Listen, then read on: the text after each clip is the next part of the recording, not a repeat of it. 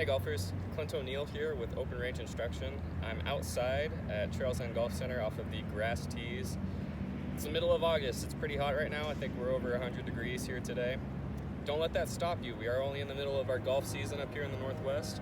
So if you're still looking to get some gains, we still have a covered, shaded area you guys can use. We also have a lot of cold beer, all right? So don't be afraid of this heat right now. Just make sure you're staying hydrated. Let's use this good weather to our benefit, try to get a little bit better.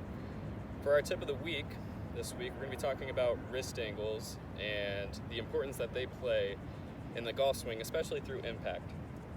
A lot of my students have done a really nice job this year of letting this casting motion that they all have a tendency of doing turn into a motion where we let that club head kind of lag behind our hands a little bit more.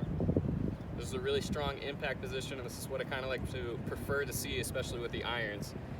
Unfortunately, when we get into this position, a lot of people have a tendency to leave that club face wide open, and they have a hard time squaring that thing over.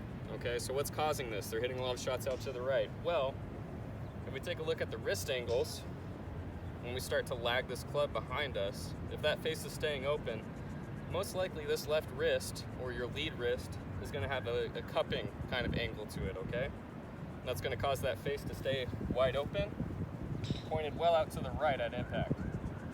So to remedy this, we just need to make an alteration with our wrist angles, okay? If we can take that cupped left wrist and get it into a position where it's more bowed through impact, more pronated, okay? You can see that club has a tendency to square up a little bit sooner, and it's going to be pointed more towards our line, okay? You're going to want to feel the left wrist feel bowed, the palm of your right hand pointed down to the ground. So a really good drill for you guys that are missing the ball out to the right but feel like you're doing a good job of lagging that club behind your hands is this right here. We're going to slow it down, okay? We're going to slow it down, take our normal backswing, we're going to pause, we're going to feel that pronation or that bowing sensation in your left wrist, and then we're going to let the club bottom out on the turf or on the mat. Get a really nice feeling for that club face pointed more down towards our target line. Once you get comfortable with it, you can do the same exact thing while hitting golf balls. So I'm going to take my normal backswing, I'm going to freeze for a second, I'm going to feel that bowing sensation of that left wrist, and then I'm going to let the club bottom out into the golf ball.